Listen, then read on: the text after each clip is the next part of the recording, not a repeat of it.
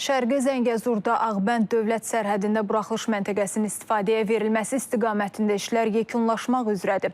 Dövlət Gömrük Komitəsinin sədri Şahin Bağırov sərhəd keçid infrastrukturunun genişləndirilməsi, süni intellekt əsaslı rəqəmsal gömrük sisteminin ilk nəticələrini və qaçaqmalçılığa qarşı mübarizə ilə bağlı son göstəriciləri açıqlayıb. Şərqi Zəngəzurda Ağbənd dövlət sərhədində buraxılış məntəqəsinin istifadəyə verilməsi üçün işlər davam etdirilir və yaxın vaxtlarda bu proses tamamlanacaq. Bunu İctimai Televiziyaya və Report İnformasiya Agentliyinə müsahibəsində Dövlət Gömrük Komitəsinin sədri Şahin Bağırov bildirib. Komitə sədri digər sərhəd infrastrukturlarında aparılan aktiv işlərdən də danışıb. Xanova keçid məntəqəsi müasir tələblərə cavab verən formada fəaliyyətə başlayıbdır.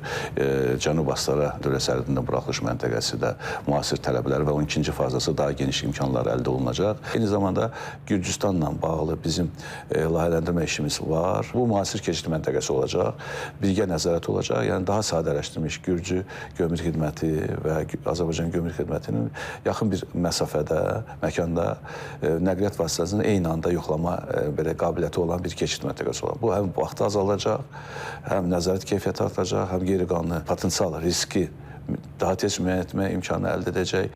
Süni intellektə əsaslanan rəqəmsal gömrük layihələri isə iyunun 1-dən etibarən tətbiq olunmağa başlayıb. Şahin Bağırov yeni avtomatlaşdırılmış sistemin ilk səmərəli nəticələri barədə danışıb.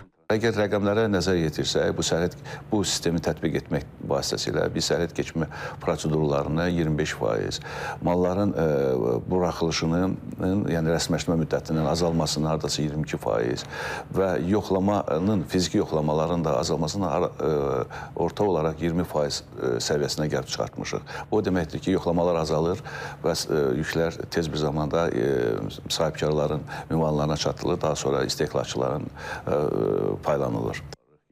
Şahin Bağırov müsahibədə onu da qeyd edib ki, Dövlət Gömrük Komitəsi 2025-ci il və 2026-cı ilin ilk 5 ayı ərzində 2 tondan artıq narkotik vasitə aşkar edərək dövriyyədən çıxarıb.